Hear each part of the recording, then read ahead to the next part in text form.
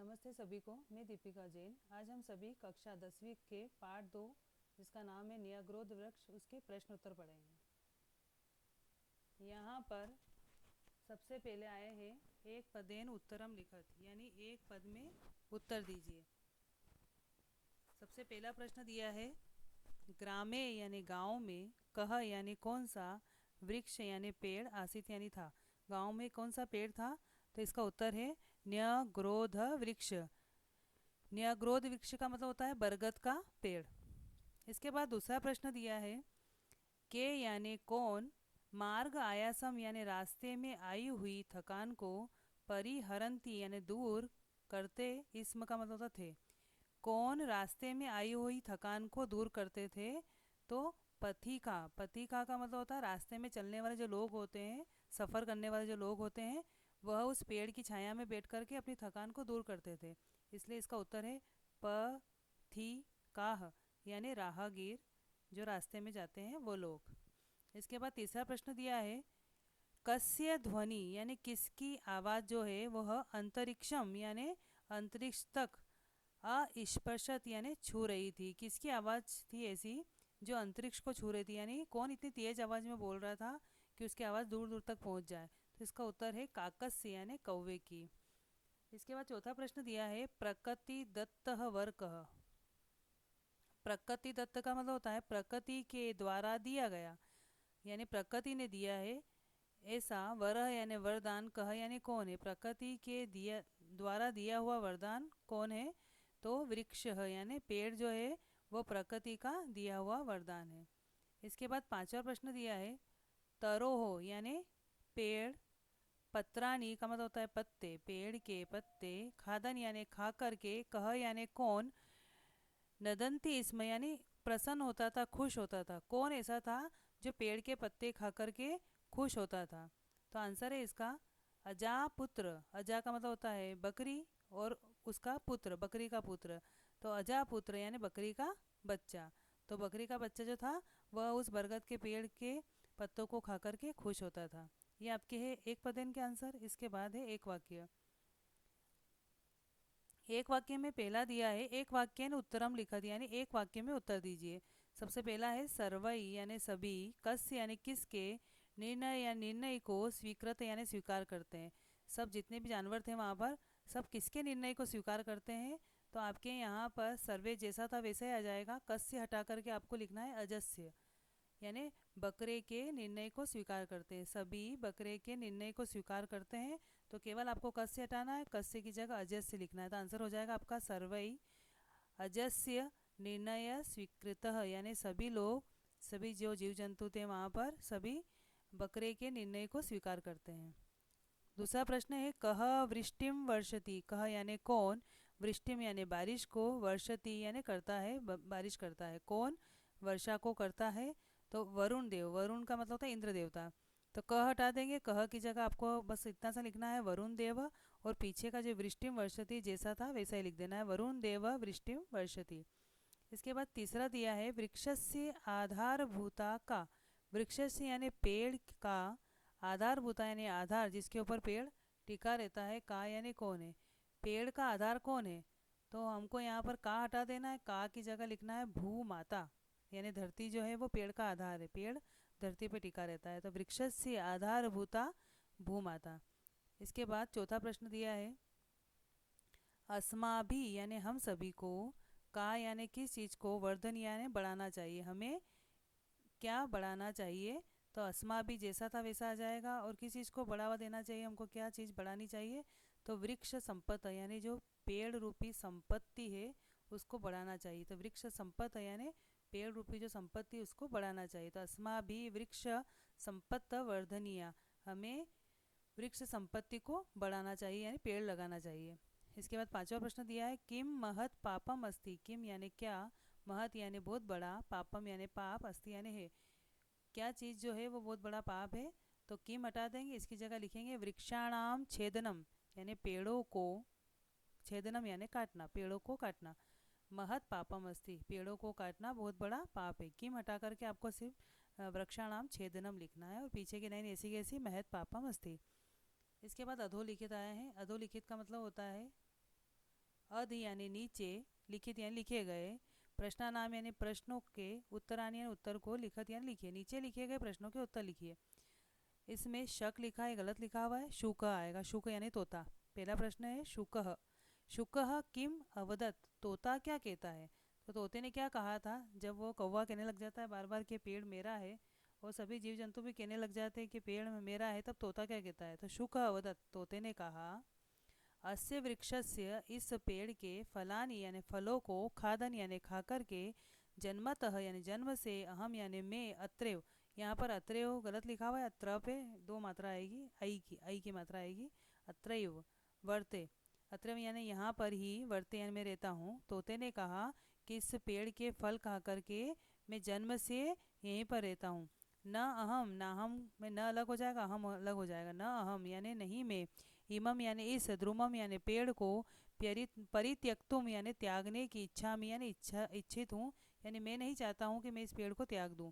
मदीय, यह मेरा ही है, एव अयम, एव का मतलब था ही, अयम यानी यह, न्याग्रोध वृक्ष यानी यह बरगद का पेड़ मेरा ही है, इति यानी इस प्रकार से वह तोता कहता है। तो तोते ने क्या कहा, तो तोते ने कहा कि मैं इस पेड़ के फल को खाकर के मैं जन्म से यहीं पर रहता हूँ, और मैं इस पेड़ को छोड़ना नहीं चाहता हूँ, यह बरगद का पेड़ मेरा ही है। इसके बाद दूसरा प्रश्न, कीट यानी जो तो कीट यानी जो कीड़े रहते हैं वहाँ पर, किम यानी क्या, प्रत्यवदत यानी जवाब देते हैं। जब वह कौवा कहता कि पेड़ हमारा है या पेड़ मेरा है, तो उस समय में, और दूसरे जीव जंतु भी कहते हैं कि पेड़ हमारा है, तो उस समय में कीड़ा क्या कहता है, तो कीट किम प्रत्यवदत, कीड़े ने क्या जवाब दिया था उस समय में। तो कीट, कीड़ा जो है, प्रत्यवदत उसने कहा, कीड़े ने, मदी ये यानी मैं अपने, अभ्र के, अभ्र के का मतलब पुत्रों के, अर्भ के यानी पुत्रों के, सार्धम यानी साथ में, मैं अपने पुत्रों के साथ में, अहम यानी मैं, बहुवर्षीय यानी बहुत सालों से, अत्रैव यानी यहाँ पर ही, उषित वानस्मी यानी रहता हूँ, अतः इसलिए, अयम यह, वृक्ष यानी पेड़, ममेव मेरा ही, इति है मेरा ही है, इस प्रकार से वो कहता है। कीड़े ने कहा कि मेरे पुत्रों के साथ में मैं बहुत सालों से यहीं पर रहता हूँ, इसलिए पेड़ मेरा ही है। इसके बाद तीसरा प्रश्न है, वृक्ष छेदन विषय, पेड़ को छेदन करना है काटना, पेड़ को काटने के विषय में, काष्ठ छेदक लक्कड़हारे ने, काष्ठ का मतलब होता लकड़ी, छेदक का मतलब होता काटने वाला, लकड़ी को काटने वाला, तो वृक्ष छेदन विषय, पेड़ को काटने के विषय में लक्कड़हारे ने, किम अवदत क्या कहा। तो आंसर है इसका, वृक्ष छेदन विषय, लकड़ी को काटने के बारे में, काष्ठ छेदक लक्कड़हारे ने, अवदत यानी कहा, पूर्वम यानी पहले, अहम यानी मैं, वृक्षान यानी पेड़ों को, छिन्नमी काटता था, इसमें यानी था, पेड़ों को काटता था, यानी लक्कड़हारे ने कहा कि पहले पुराने समय में या उसके पहले मैं पेड़ों को काटता था, अधुना यानी अब, इस समय में, तादृशे ऐसा, कुत्सित यानी बुरा, यहाँ क्री लिखा हुआ है गलत है, कुत्सित यानी ऐसा बुरा, कर्मणि काम को, न व्यापार्यामी नहीं करता हूँ, अब ऐसा बुरा काम मैं नहीं करता हूँ। वृक्षानाम छेदनम, पेड़ों को काटना, महत पापम इति, बहुत बड़ा पाप है, इति यानी इस प्रकार, मया यानी मेरे द्वारा, अधिगम अस्ति यानी जान लिया गया है, मैं जान गया हूँ कि पेड़ों को काटना बहुत बड़ा पाप है, अतः न्यग्रोध वृक्ष से, इसलिए बरगद के पेड़ को, छेदनम यानी काटना, अहम न करिष्यामि नहीं काटूंगा, इति यानी इस प्रकार से वह कहता है। यहाँ पे करिष्यामि में भी र में ई की मात्रा आएगी, और आधा श ऐसा ही आएगा, ई की मात्रा र में आएगी, करिष्यामि। वृक्ष छेदन विषय काष्ठभेदक किम अवदत, पेड़ को काटने के बारे में लक्कड़हारे ने क्या कहा। तो पेड़ को काटने के विषय में लक्कड़हारे ने कहा कि मैं पहले पेड़ काटता था, अब ये बुरा काम मैं नहीं करता हूँ, पेड़ काटना जो है बहुत बड़ा पाप है, ये हमें जान गया हूँ, इसलिए अब मैं यह बरगद का पेड़ नहीं काटूंगा।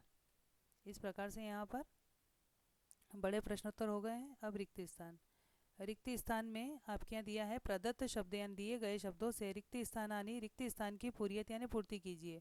यहाँ पे शब्द दिए हुए हैं, आपको उसको लेकर के रिक्त स्थान की पूर्ति करनी है।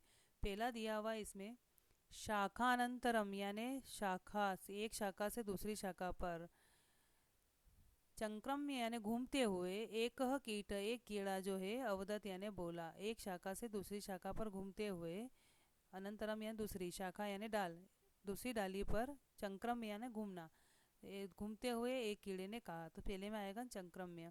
इसके बाद पथिका, राहगीर जो है वो परिहरन थे, इसमें दूर करते थे क्या, मार्ग आयासम, रास्ते में आई हुई थकान को। तो पति का मार्ग आयासम आ जाएगा। तीसरा है पक्षीण है, पक्षी जो है शाखाओं पर विरच यानी बना करके वसंती इसमें रहते थे। क्या बना करके रहते थे, निडानी यानी घोंसले बना करके रहते थे। वायु जो है ददाती यानी देती है, वायु हवा जो है वो क्या देती है, तो अनिलम यानी हवा देती है। वायु के जो देवता है वो अनिलम यानी हवा देते हैं। इसके बाद है पांचवा प्रकाशम प्रयच्छति यानी प्रकाश देता है, उजाला देता है, कौन, सूर्यदेव। तो सूर्यदेव प्रकाशम प्रयच्छति, सूर्यदेव जो है हमें प्रकाश देते हैं।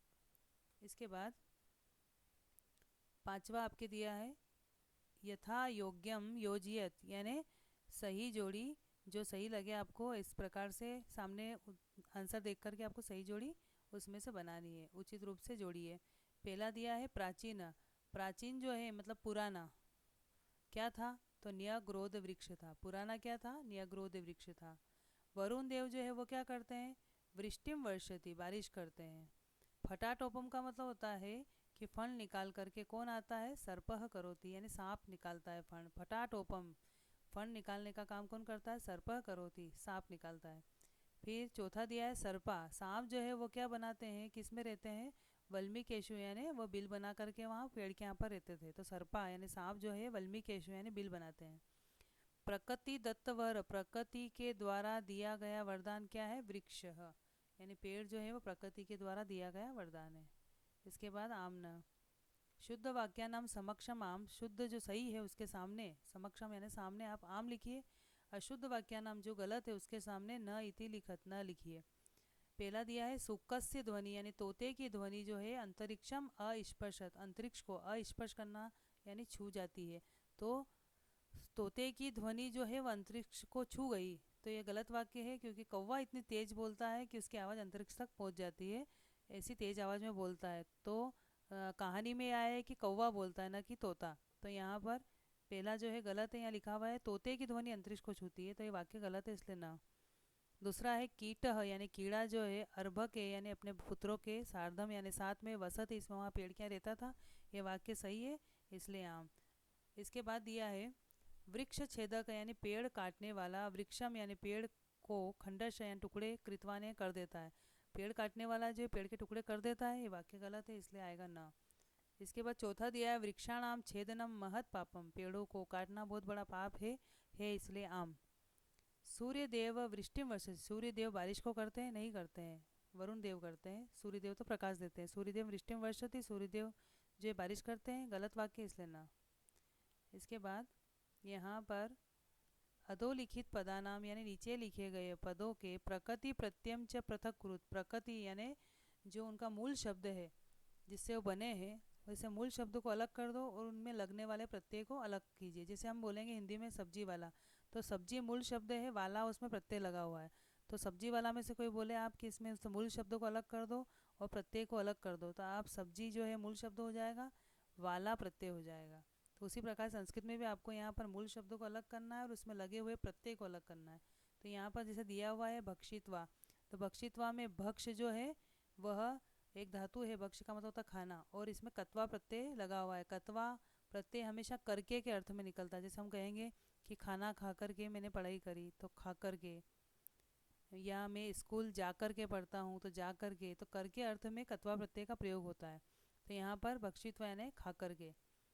उसी प्रकार से आपको यहाँ पर सभी के प्रकृति और प्रत्यय को अलग अलग लिखना है। तो कुर्वन में, यहाँ पर कुर्वन में आपके आंसर हो जाएगा, इसमें क्री धातु है, इसके अंदर क्री का मतलब करने के लिए आता है, और इसमें क्षत्रिय प्रत्यय जुड़ा हुआ है जिसके पीछे भी अन की आवाज़ आती है, जैसे कुर्वन, गचन, मनन, हसन, अन की जहाँ भी आवाज़ आती है उन सब जगहों पर क्षत्रिय प्रत्यय होता है। तो कुर्वन में क्री धातु है और क्षत्रिय प्रत्यय है।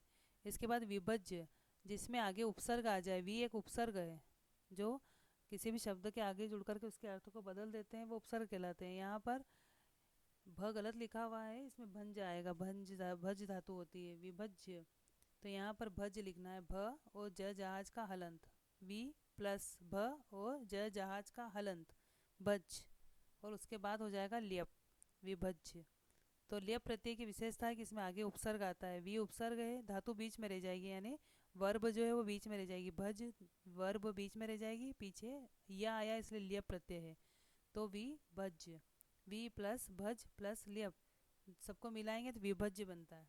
इसके बाद तुम, तुम में छिद धातु है, यह काटने के अर्थ में आती है, छिद धातु है। और पीछे अगर तुम आए तो तुमुन प्रत्यय लिखना, जैसे पठी तुम, हंसी तुम, गन तुम, चली तुम, दृष्टुम, इन सब में तुमुन प्रत्यय होता है। तो छिद धातु है और तुमुन प्रत्यय। इसके बाद विस्मृत्य, इसमें भी वही आगे उपसर्ग आ गया वी और धातु आ गई बीच में स्मृ और पीछे यह आया इसलिए इस प्रत्यय का नाम लिखना है ल्यप।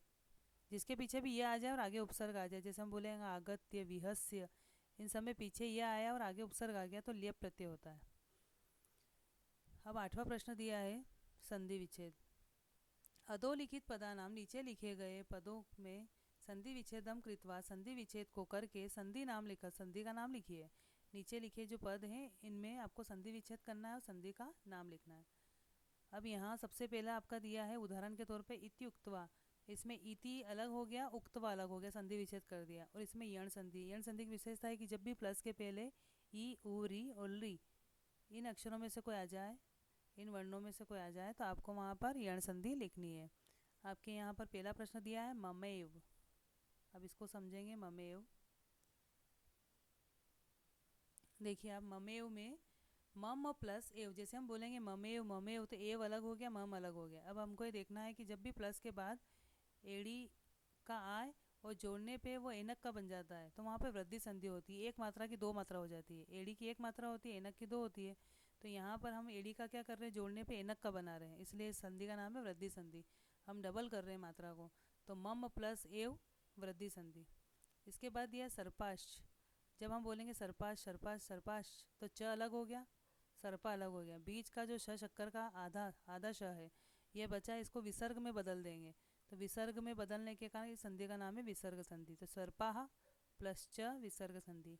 सो अयम में भी इसी प्रकार से है, सो अयम बोलेंगे, अयम अलग हो गया। ये बीच में जो आपको एस जैसा दिख रहा है ये इसका नाम अवग्रह है, इसको पढ़ते समय अ पढ़ते हैं, न कि एस या ओ नहीं ड। बहुत से बच्चे इसको ड पढ़ लेते हैं, ड नहीं है, ये अ है, इसको अ ही पढ़ना है आपको। तो सो अयम यानी यहाँ पर ये अ अनार का भार हो जाएगा, अयम हो गया। और फिर ओ की मात्रा जो बची है वो ओ की मात्रा विसर्ग में बदल जाएगी। तो स ऐसा कैसा, ओ की मात्रा विसर्ग में बदलेगी और अयम हो जाएगा। तो यहाँ पर विसर्ग होने के कारण संधि का नाम है विसर्ग संधि। इसके बाद दिया है तत्रागत, तत्र प्लस आगत, तत्र तत्रागत, तत्रागत बोलेंगे तो आगत अलग हो गया। अब आ की मात्रा तत्र में से बाहर निकली है तो यहाँ पर तत्र अलग हो गया, आगत अलग हो गया। अब हम देखेंगे कि जब भी प्लस के पहले अनार का हो, जैसे हम बोलेंगे तत्र तो अ की आवाज़ आ रही है तत्र में, यानी प्लस के पहले कौन सा वर्ण है, सबसे आखिरी का अ है। और उसके बाद में क्या है, आ। जब भी अनार के सामने आम हो तो दोनों मिलकर के वापस आ बन जाता है, इसलिए जब जोड़ेंगे तत्रागत बना। तो यहाँ पर इसमें अनार, एक तरफ अनार था एक तरफ आम, दोनों को मिला करके हमने बड़ा वर्ण ही रखा आ को। अनार छोटा है आम बड़ा है, दीर्घ है, इसलिए संधि का नाम है दीर्घ संधि। इसके बाद यहाँ पर्यायवाची शब्द दिए हैं। प्रश्न नंबर 9, अधोलिखित पदानाम, नीचे लिखे गए पदों के पर्याय शब्दान यानी पर्यायवाची शब्दों को लिखत यानी लिखिए। आपको यहाँ पर पर्यायवाची शब्द लिखने हैं, जैसे वृक्ष को और क्या कहते हैं तो तरु भी कहते हैं। ऐसे ही काक यानी कव्य को और क्या कहते हैं, यहाँ गलत लिखा हुआ है, आपको सही लिखना है वायस, यहाँ वायत लिखा है गलत है, ये वायसह, वायसह, स सरोते का लिखना है त की जगह, बाकी ऐसा ही। काक को वायस भी कहते हैं। सर्प, सर्प को कहते हैं भुजंग। पिता को क्या कहते हैं जनक। पुत्र को अर्भक, पुत्र अर्भक। इसके बाद प्रश्न नंबर 10वां आया है, अव्यय वाक्य रचनाम कुरुत, अवयवों से वाक्य की रचना करो। ये अवयव दिए हैं इनसे आपको वाक्य बनाना है। जैसे एव से बनाया हुआ वाक्य है, एव का मतलब होता है ही, ईश्वर एव रक्षक अस्ति, ईश्वर ही रक्षक है। इस प्रकार से आपके एक वाक्य यहाँ बना हुआ है, आपको दूसरा वाक्य बनाना है अपी से। अपी का मतलब होता है भी, तो अपी से एक वाक्य यहाँ पर बना रखा है, पुत्र अपी, पुत्र भी, पित्रा सह, पिता के साथ गच्छति जाता है, पुत्र भी पिता के साथ जाता है, तो अपी से वाक्य बनाया यहाँ पे। इसके बाद तरही, यहाँ पे र आएगा, ह के ऊपर र आएगा, तरही। तरही का मतलब होता है ये तो, तरही मतलब तो होता है, तो तरही से वाक्य बनेगा, यदि स परिश्रमम करिष्यति, यदि वह परिश्रमम यानी मेहनत को करिष्यति करेगा, यदि वह मेहनत को करेगा। अब यहाँ तरही वाक्य का अवयव का प्रयोग हुआ है त्रही यानी तो। सफलम भविष्यति यानी सफल होगा, यदि वह मेहनत करेगा तो सफल होगा। इसके बाद ततः का प्रयोग हुआ है, ततः का मतलब होता है उसके। ततः यानी उसके, यहाँ पार्श्वे गलत लिखा है, पार्श्वे होगा यहाँ पर, पार्श्वे पा और शक्कर का आधा और फिर वे ऐसा कैसा और ऊपर पार्श्वे यानी पास में। ततः पार्श्वे उसके पास में, उपवनम अस्ति बगीचा है, उसके पास में बगीचा है। इस प्रकार से आपके यह पाठ 2 के जो प्रश्न उत्तर है वह पूरे कंप्लीट हो चुके हैं। आप वीडियो के माध्यम से इन सभी प्रश्नों उत्तर को याद करने की कोशिश करें। वीडियो को लाइक करें, शेयर करें, चैनल को सब्सक्राइब करें और बेल आइकन को दबाएं ताकि आपको नए वीडियो के नोटिफिकेशन मिल सके। धन्यवाद।